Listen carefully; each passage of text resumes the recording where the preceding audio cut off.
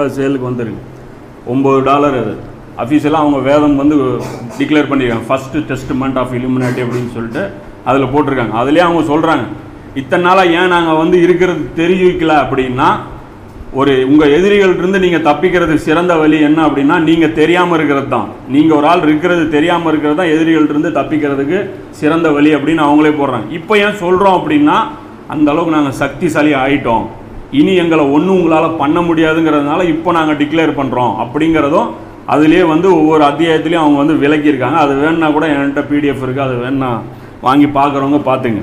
அப்போ இந்த எதிரிகள் வந்து யாரை டார்கெட் பண்ணி செயல்படுறாங்கன்னா, முஸ்லீம்களை தான் டார்கெட் பண்ணி செயல்படுறாங்க. முஸ்லீம்களுக்கு இப்படி ஒரு எதிரிகள் இருக்கிறதே கண்ணுக்கு தெரியாமல் போயிடுச்சு. இது ஏன் அப்படின்னு பார்த்தீங்கன்னா, நாம் இஸ்லாத்துக்கு செஞ்ச மிகப்பெரிய ஒரு துரோகம். அந்த துரோகத்தினால அல்லாஹ் நம்மளை வந்து இப்படி குருடர்களாக நம்மளை அலைய விட்டுட்டான். என்ன நடக்குது, ஏன் நடக்குது? இன்னைக்கு முஸ்லீம்னா அசிங்கம், அருவருப்பு, மரியாதையே கிடையாது.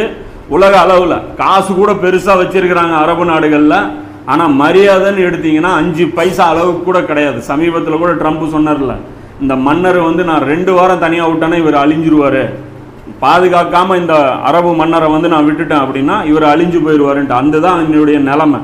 இதுக்கு என்ன காரணம் அப்படின்னு பார்த்தீங்கன்னா, மிகப்பெரிய ஒரு தவறு வந்து நாம் செஞ்சுருக்கிறோம். அல்லாஹ் குர்ஆனில் சொல்கிறான், எந்த ஒரு சமுதாயத்தையும் அவர்களுக்கு நேர்வழி காட்டிய